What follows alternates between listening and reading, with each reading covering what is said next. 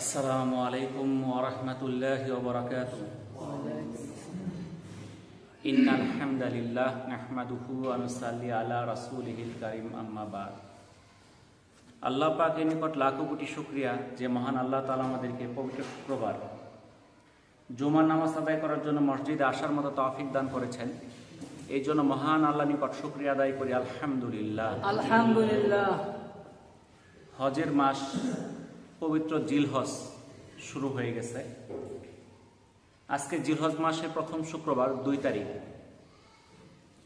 অত্যন্ত ফজিলতপূর্ণ একটা মাস, যে মাসটাতে আমরা পদার্পণ করেছি, কিন্তু আমরা এর মর্যাদাটা কতটুকু এটি আমরা জানি না। আব্দুল্লাহ বিন আব্বাস রাদিয়াল্লাহু তাআলা আনহু থেকে বর্ণিত, তিনি বলেন, রাসূলুল্লাহ সাল্লাল্লাহু আলাইহি সাল্লাম বলেছেন, এই 10 দিনের আমলের মতো অন্য কোনো দিনের নেক আমল আল্লাহর কাছে এত প্রিয় নয়। সাহাবীগণ বললেন, ইয়া রাসূলুল্লাহ, আল্লাহর পথে জিহাদও নয়? আল্লাহ রাসূল বললেন, না, আল্লাহর পথে জিহাদও নয়, তবে ওই ব্যক্তি যে জীবন ও সম্পদ নিয়ে জিহাদের জন্য বের হয়ে যায় আর কোনোদিন ফিরে আসে না। এটা সুনানে আবু দাউদের 2438, ইবনে মাজার 1727, সহিহ বুখারীর 969 নম্বর হাদিস। অর্থাৎ আল্লাহর কাছে এই জিলহজ মাসে যে প্রথম 10টা দিনের নেক আমল, এর চেয়ে প্রিয় আমল আর নাই। তবে শুধুমাত্র যে ব্যক্তি জিহাদে যায় শহীদ হয়ে যায় আর ফিরে আসে না, তার আমলটাই শুধু এর চেয়ে উত্তম। তাহলে জিহাদে যাওয়ার চেয়েও বেশি উত্তম হলো 10 দিনের নেক আমল। সেই 10 দিনের মধ্যে আবার একদিন শেষ হয়ে গেছে, আজকে দ্বিতীয় দিন চলতেছে, আর সামনে 8 দিন আছে। আজকে আমরা এই মাস সম্পর্কে কিংবা এই মাস সম্বন্ধে বিশেষ কোনো আমল আমাদের মধ্যে নাই। অন্য 10টা শুক্রবার যেমনে, এটা আমাদের কাছে এমনি, কোনো পার্থক্য আমাদের কাছে মনে হইতেছে না। এর কারণটা কি? এর কারণটা একটা, আমরা জানি না যে আজকের শুক্রবারের ফজিলতটা কি। তাহলে এই জিলহজ মাসে বিশেষ 9টা আমল আছে। এর মধ্যে প্রথম আমলটা হলো নেক কাজ বেশি করা। কেন নেক কাজ বেশি করব? কারণ এই মাসের নেক কাজ আল্লাহর কাছে সবচেয়ে বেশি পছন্দনীয়। এই জন্য আমাদের এই মাসে বেশি বেশি নেক কাজ করতে হবে। 2 নাম্বার কাজ হলো এই মাসে বেশি বেশি আমরা জিকির করব। এখন তো আমরা জিকির করা ভুলে গেছি, এখন জিকির আমরা করতে চাই না। যেই ঠোঁট ও জিহ্বা সব সময় কি থাকে, জিকিরের মাধ্যমে তরতাজা থাকে, সে ব্যক্তি জান্নাতে কি হাসতে হাসতে জান্নাতে যাবে, এটা আমরা জানি। তাহলে এই 10টা দিন আমরা বেশি বেশি কি করব? জিকির করব। কি কি জিকির করব? সুবহানাল্লাহ, আলহামদুলিল্লাহ, আল্লাহু আকবার, লা ইলাহা ইল্লাল্লাহ, আস্তাগফিরুল্লাহ। যেই এই ছোট ছোট জিকিরগুলো, এগুলো তো আমরা সবাই পারি, তো অবশ্য সময় পয়সা জিকির করলাম। হযরত মূসা আলাইহিস সালাম আল্লাহর সাথে কথা বলতেন, এই জন্য তাকে বলা হতো কি? মূসা কালিমুল্লাহ, আল্লাহর সাথে কথা বলতো। তো একদিন আল্লাহ কি বলতেছে, হে আল্লাহ, আমাকে এমন একটা জিকির শিখাই দেন, এমন একটা বাক্য শিখাই দেন যেটা স্পেশাল আমার জন্য, যেটার ফজিলত অনেক বেশি, যেটার ফজিলত থাকবে অনেক বেশি। তো আল্লাহ তাআলা তাকে বললেন, তুমি পাঠ করবা লা ইলাহা ইল্লাল্লাহ। তো মূসা আলাইহিস সালাম বললেন, এটা তো সবাই পাঠ করে, তো আমি চাইছিলাম আমার জন্য একটা স্পেশাল একটা দোয়া শিক্ষা দেন, যেটা আমল বিশাল ফায়দা সম্পন্ন। বললো যে তুমি এটার ফায়দা জানো? এই 7 আসমান 7 জমিন যদি এক পাল্লায় রাখা হয়, আর যদি কালেমা এক পাল্লায় রাখা হয়, কালেমার ওজন ভারী হয়ে যাবে। তাহলে কত দামি একটা জিকির হলো লা ইলাহা ইল্লাল্লাহ। এটা আমরা প্রতিনিয়ত আমাদের পাঠ করতে হবে। আপনি নিয়ত করেন যে আজকে জিলহজ মাস শুরু হয়েছে, 2 দিন চলে গেছে, আর 8টা দিন আছে, আমরা কমপক্ষে দিনে 100 বার করে লা ইলাহা ইল্লাল্লাহ এটা পাঠ করবো। কি কঠিন? এটা কঠিন না, 100 বার পাওয়া যাবো না? পাওয়া যাবো, 5-7 মিনিট লাগবে, এইটুকুই তো। আর কি আমরা আলসি আন্দরে তাহলে আমরা নিয়ত করে ফেলি, আমরা অন্তত 100 বার করে লা ইলাহা ইল্লাল্লাহ লা ইলাহা ইল্লাল্লাহ, এটা আমরা পাঠ করব। 3 নাম্বার কাজ হলো মন্দ কাজ থেকে বিরত থাকা। আমাদের চেষ্টা থাকতে হবে যে এই যে জিলহজ মাস, পবিত্র একটা মাস, এই মাসে যেন আমার দ্বারা কোনো মন্দ কাজ না হয়। এই 10টা দিনে আমার দ্বারা কোনো মন্দ কাজ না হয়, আমার মুখ দিয়ে যেন অশ্লীল বাক্য বের না হয়, আমার কথায় যেন একটা লোক কষ্ট না পায়। 4 নাম্বার হলো সামর্থ্য থাকলে হজ করা। যাদের সামর্থ্য আছে তারা হজ করবে। যারা এই বছর হজ করবে তারা তো চলেই গেছে। যাদের এই বছর যাওয়ার সুযোগ হয় নাই, আল্লাহ তাআলা সামর্থ্য দিছে, তারা আমরা নিয়ত করি আগামী বছর হজের জন্য। যাদের সামর্থ্য নাই তারাও আল্লাহর কাছে চাই যে আমাকে সামর্থ্য দাও। আল্লাহর কাছে তো কোনো কিছুর অভাব নাই, আমার চাইলে কি কোনো ক্ষতি হবে? ক্ষতি হবে না। যে সপ্তাহটা চলে গেল, এই সপ্তাহে লিবিয়ার এক যুবক, তার নাম হইল আমের আল মাহাদি মানসুর আল গাদ্দাফি, বাড়ি হইল লিবিয়া। তো সে হজে যাওয়ার নিয়ত করছে। তো সে হজ করার জন্য সবকিছু টাকা পয়সা জমা দিছে, তার পাসপোর্ট হয়েছে, ভিসা হয়েছে, সে কাগজপত্র নিয়ে আসে এয়ারপোর্টে গেছে। এয়ারপোর্টে যাওয়ার পরে তার আটকায় দিচ্ছে, তার নামের শেষে লেখা হইল আল গাদ্দাফি। কি জন্য? ওই লিবিয়ার যে আগের প্রেসিডেন্ট ছিল গাদ্দাফি, ওই সময় নিষেধাজ্ঞা ছিল গাদ্দাফি পরিবারের বিদেশ যাওয়ার ব্যাপারে নিষেধাজ্ঞা। ওই নিষেধাজ্ঞায় মনে করছে এও গাদ্দাফি পরিবারের লোক, মনে করে তার আটকাই দিচ্ছে, তার কি দেয় না, ইমিগ্রেশন পার করতে দেয় না। তো বিমান অপেক্ষা করছে, বিমানে যখন টাইম শেষ তখন বিমান চলে গেছে, এদিকে সে আমের বৈশা রয়েছে যে আমি তো নিয়ত করছি আমি এয়ারপোর্ট ছেড়ে যাব না, আমি হজে না যাওয়া পর্যন্ত, আমি মক্কা না যাওয়া পর্যন্ত আমি এয়ারপোর্ট ছাড়বো না। সে ওখানেই বসে রয়েছে। কিছুক্ষণ পরে বিমান আবার ঘুরে আইছে। কি সমস্যা? বিমানের যান্ত্রিক সমস্যা, বিমান যাইতে পারতেছে না। বিমান আবার ঘুরে আসছে লিবিয়াতে, আসার পরে চেক আপ করছে, না বড় কোনো সমস্যা নাই, টুকটাক ঠিকঠাক করে আবার ছাড়ছে। আবার ছেড়ে গেছে, আবার আগের অবস্থা, বিমান যায় না, সমস্যা। এটা গত সপ্তাহের ঘটনা, বানানি ঘটনা না। খবর দেখেন, সকল টিভিতে দেখাইতেছে। এটা বানানি ঘটনা, ফেসবুকের খবর না এটা। আবার ফেসবুকে কিছু ভুয়া খবর দেয়, এটা ফেসবুকের ভুয়া খবর না। আপনি ভালো খবর দেখেন, ভালো চ্যানেলের খবর দেখেন। আপনি দ্বিতীয়বার ঘুরে আসছে, আসার পর যে বিমানে তেমন সমস্যাই নেই। পাইলট বলতেছে ওই যে যারা রেখে হয়েছে ওরে দেও, তারপরে আমি বিমান ছাড়ছি। পরে সেই আমেরকে বিমানে উঠাইছে, বিমান ঠিকঠাক এবার মক্কা চলে গেছে, জাদ্দা, কোনো সমস্যা নাই বিমানে। বুঝলেন? এটা হলো নিয়ত, এখলাস। আমাদের এখলাস থাকতে হবে। যদি এখলাস থাকে আল্লাহ তাআলা তাকে নিবেই। মানুষের কিছুই নাই, রিক্সা চালায় হজ করতে যাইতেছে, কারণ তার মনের ইচ্ছা আছে, নিয়ত আছে। নিয়ত থাকলে সে পারবে। 5 নাম্বার, সামর্থ্য থাকলে কুরবানি করা। জিলহজ মাসের 10, 11, 12 যে কোনো দিন কোনো ব্যক্তির মালিকানায় নিত্য প্রয়োজনীয় জিনিস ব্যতীত 7.5 ভরি স্বর্ণ অথবা 52 তোলা রূপা বা এই পরিমাণ সম্পদ যদি তার কাছে থাকে, তাহলে তার কুরবানি দিতে হবে। এটা ইবনে মাজাহ 226 নম্বর হাদিস। 52 তোলা রূপার বর্তমান দাম 1 লাখ টাকার মতো, অর্থাৎ 1 লাখ টাকা থাকলে তার কুরবানি দিতে হবে। সেটা ব্যবসায়িক পণ্য হইতে পারে, ঘরের মধ্যে ধান হইতে পারে, টাকা হইতে পারে, স্বর্ণরূপা হইতে পারে। যদি থাকে তাহলে কুরবানি দিতে হবে।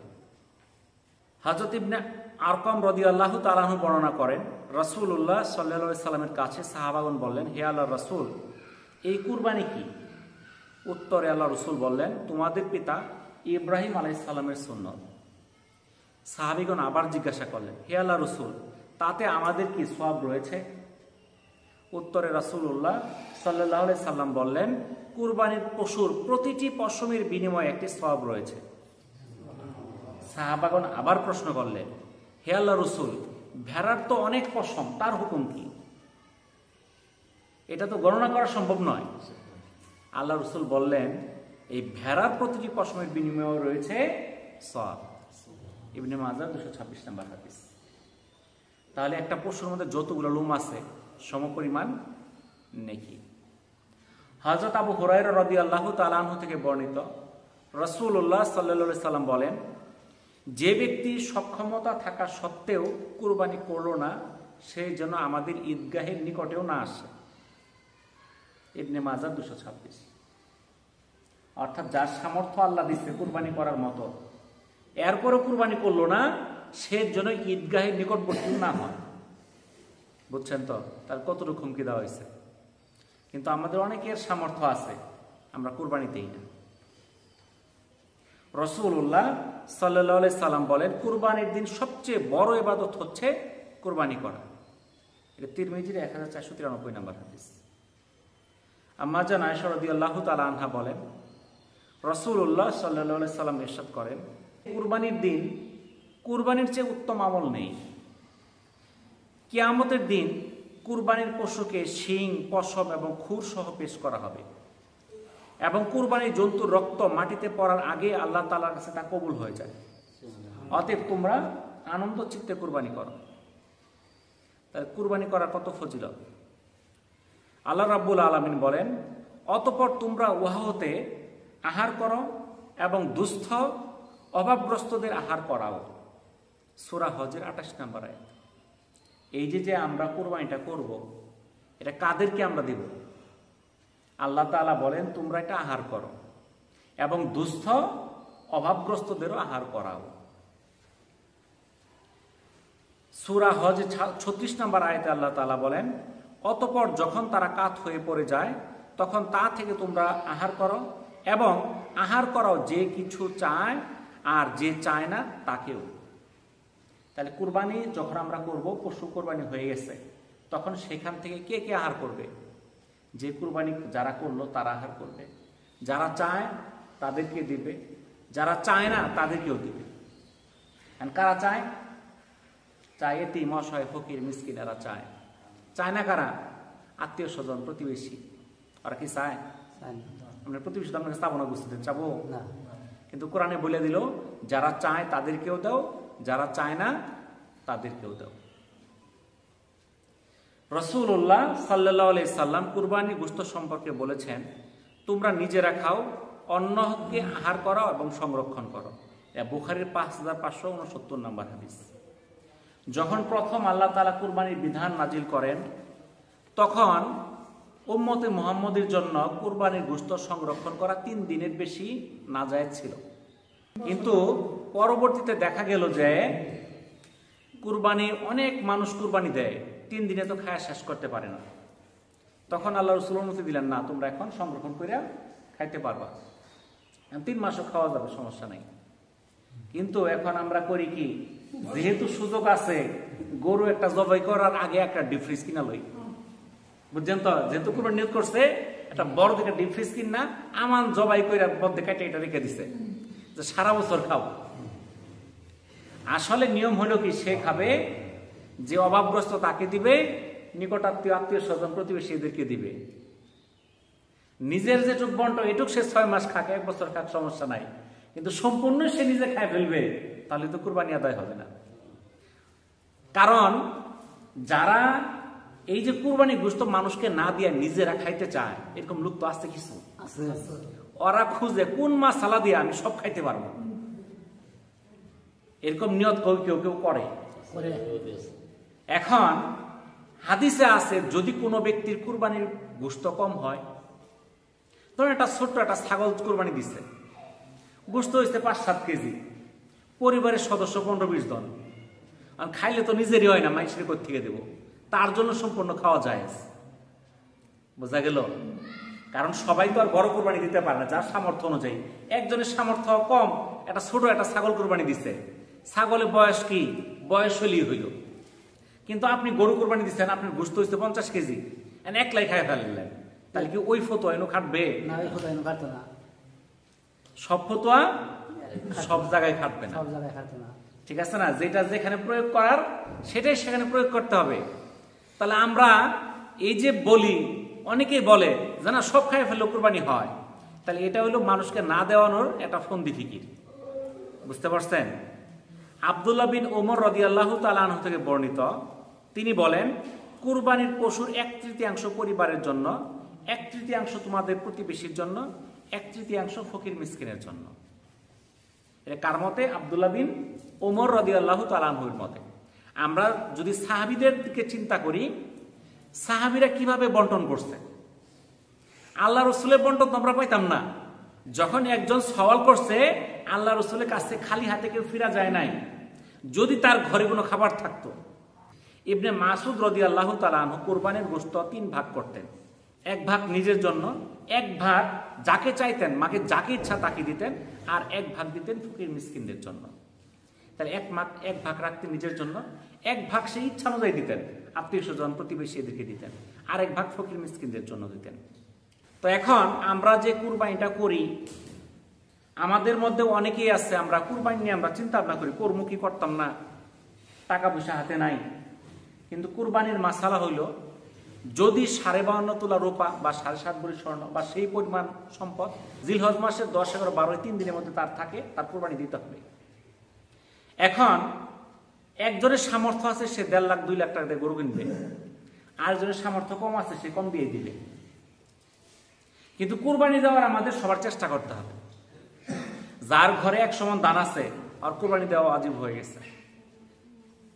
আমাদের অনেকের 1 সমান দান আছে, না থাকলে সমপরিমাণ টাকা আছে, ব্যবসার মধ্যে ক্যাশ আছে।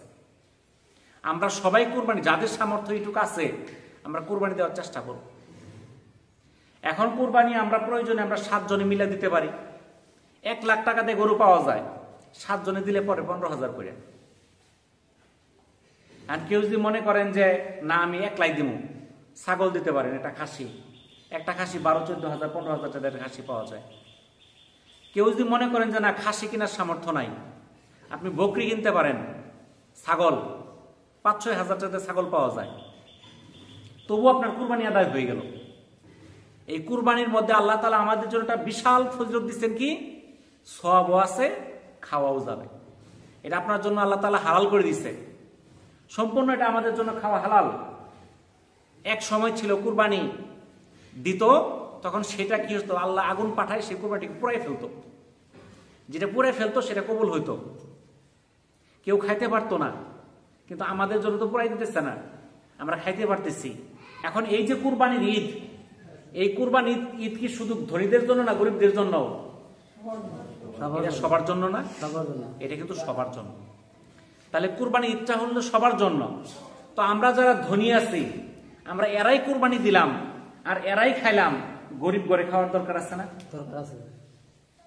তো এই গরিবরাও যেন কুরবানি গোশতটা খাইতে পারে, এই জন্য আমাদের যাদের সামর্থ্য আছে তাদেরকে কুরবানি দিতে হবে। যাদেরকে আল্লাহ সামর্থ্য দিল তারা যেন কুরবানি দেয়। আল্লাহ রাসূল ধমকি দিচ্ছেন, যে কুরবানি তার সামর্থ্য থাকা সত্ত্বেও কুরবানি দিল না, সে যেন ঈদগাহের কাছেও না আসে। তাহলে আমাদের কুরবানি কি দেওয়া দরকার না? কি বলেন? তাহলে আমরা কুরবানি দেওয়ার সবাই চেষ্টা করব। এখন এই যে কুরবানি যে দিব আমরা, এখানে আমাদের সমাজ আছে, এই সমাজের মধ্যে 3টা ভাগের 1 ভাগ আমরা দিয়ে দেই। এটা দেওয়া কিন্তু ফরজ না, সুন্নত না, ওয়াজিব না, কিন্তু এটা দেওয়া উত্তম। এটা দিলে কি হবে, এই মহল্লায় যারা কুরবানি করতে পারলো না, যাদের পক্ষে কুরবানি দেওয়া সম্ভব না, তারাও সেদিন গোশতটা খাইতে পারলো। যারা যারা কুরবানি দিচ্ছে না, তারাও যেন একটা অংশ পায়। এটাই তো হলো বড় ঈদের আমাদের কি একটা উদ্দেশ্য, যে কুরবানির উদ্দেশ্য হলে আমরাও খাবো, যারা খাইতে পারে না তারাও খাবে। আর কুরবানির যে চামড়ার অংশটা আছে, এই চামড়াগুলো আপনারা রেখে দেবেন, আমরা নিয়ে যাব। চামড়াগুলো আপনারা বিক্রি করলে কম দাম পাওয়া যাবে। তো আর যেহেতু মাদ্রাসাটা আপনাদের এলাকার, তা আপনাদেরই তো হক, ঠিক আছে? তো আপনাদের যে কুরবানির চামড়াগুলো হবে আপনারা রেখে দিবেন, আমি আইসা নিয়ে যাব ইনশাল্লাহ। তো এই যে জিলহজ মাসে আমি 9টা আমল বলছিলাম। 9টা আমলের মধ্যে কি কি বলছি মনে আছে? 1 নাম্বার বলছি নেক আমল বেশি করা, 2 নাম্বার জিকির করা, 3 নাম্বার মন্দ কাজ না করা, 4 নাম্বার সামর্থ্য থাকলে হজ করা, 5 নাম্বার সামর্থ্য থাকলে কুরবানি করা, 6 নাম্বার কুরবানি করার আগ পর্যন্ত জিলহজ মাসে যখন চাঁদ উঠে যায়, নখ, পশম, চুল, লোম এগুলো না কাটা। 7 নাম্বার বেশি বেশি তাকবীর পাঠ করা, বেশি বেশি তাকবীর পাঠ করবেন, বেশি বেশি বলবেন আল্লাহু আকবার, আল্লাহু আকবার, তাকবীর পাঠ করবেন। 8 নাম্বার আমল হলো জিলহজ মাসের 9 তারিখ ফজর থেকে 13 তারিখ আসর পর্যন্ত প্রত্যেক ফরজ নামাজের পর তাকবীর আল্লাহু আকবার লা ইলাহা ইল্লাল্লাহু আল্লাহু আকবার ওয়ালিল্লাহিল হামদ এটা পাঠ করা। এটা প্রত্যেক পুরুষের জন্য উচ্চস্বরে একবার পাঠ করা ওয়াজিব, আর মহিলাদের জন্য মনে মনে পাঠ করা ওয়াজিব। আমরা 9 জিলহজ ফজর থেকে, আগামী শুক্রবার ফজর থেকে, মনে রাখবেন আগামী শুক্রবার ফজর থেকে 13 তারিখ আসর পর্যন্ত প্রত্যেক ফরজ নামাজের পর আল্লাহু আকবার লা ইলাহা ইল্লাল্লাহু আল্লাহু আকবার ওয়ালিল্লাহিল হামদ এটা পাঠ করতে হবে। আর 9 নাম্বার হলো আমল হলো আরাফার দিন রোজা রাখা। এই জিলহজ মাসে 1 তারিখ থেকে 9 তারিখ পর্যন্ত প্রত্যেকটা রোজা রাখা আমাদের জন্য উত্তম। যদি কোনো ব্যক্তি একদিন রোজা রাখে, এর বিনিময়ে আল্লাহ তাআলা তাকে 1 বছর নফল রোজা রাখার সওয়াব দান করবেন। কয়টা? মাত্র একটা রোজা রাখলে 1 বছর নফল রোজা রাখার সওয়াব। এর পুরস্কার আর কি চান? আর যে ব্যক্তি আরাফার দিন রোজা রাখবে, ওর ফজিলত হলো পিছের 1 বছরের গুনাহ, সামনের 1 বছরের গুনাহ আল্লাহ তাআলা মাফ করে দিবেন। এর পুরস্কার আর কি দরকার কত দেখি? এরপরে আমরা এটা রোজা রাখতে চাই না। আর আরাফার দিন কবে? আরাফার দিন হলো আগামী বৃহস্পতিবার, যেদিন হজ সেদিন হলো বৃহস্পতিবার। আবার অনেকের মতে যে না, আমাদের বাংলাদেশে যেদিন 9 জিলহজ ওই দিন, তাহলে 9 জিলহজ বাংলাদেশে হলে শুক্রবার। তাহলে আমরা মতভেদ বাদ দিয়া বৃহস্পতি শুক্র দুইটাই রাখি, তাহলে তখন মিস হওয়ার সুযোগ নাই। এখন আমি রাখলাম বৃহস্পতিবারে, তখন কিছু হুজুর গুলো না এটা শুক্রবারে এখন লাগবো। আমি শুক্র রাখলাম, কিছু হুজুর গুলো না এটা বৃহস্পতিবার এখন লাগবো, তাহলে আমার বেজাল হয়ে গেল না? তো আমরা এত ফতুয়া জানি না, দৌড়াই গেলাম, অসুবিধা কি? লস হবো নাকি? দুইটা রাখলে 2 বছর নফল রোজার সব, বুঝছেন তো? একটা রাখলে 1 বছর নফল রোজা, 2টা রাখলে 2 বছর, 9টা রাখলে 9 বছর নফল রোজার সব। আর আরাফার দিন রোজার বিশেষ বৈশিষ্ট্য, পিছের 1 বছর গুনাহ, সামনে 1 বছর গুনাহ মাফ। তাহলে আগামী বৃহস্পতি শুক্র আমরা রাখতে পারবো না 2টা রোজা? যাদের পক্ষে সম্ভব ওরা সুযোগ করেন, কালকেই শুরু করেন। তাও আপনার গতকালকে আজকে 2টা গেছে, তাও 7টা হবো। যে 7টা রাখবেন 7 বছর নফল রোজার সব পাবেন। বুঝতে পারলেন তো? তাহলে যারা 7টা রাখতে পারবো না, অন্তত আগামী বৃহস্পতি শুক্র এই 2টা রোজা রাখার নিয়ত করি। আমার দৃষ্টিতে বৃহস্পতিবার যেটা হবে সেটাই হচ্ছে আসল রোজা। ওই রোজাটার বিনিময়ে আল্লাহ তাআলা পিছনের 1 বছর গুনাহ, সামনের 1 বছর গুনাহ মাফ করে দেবেন। মেহেরবানি করে আমরা সবাই এই রোজাটা রাখার চেষ্টা করি।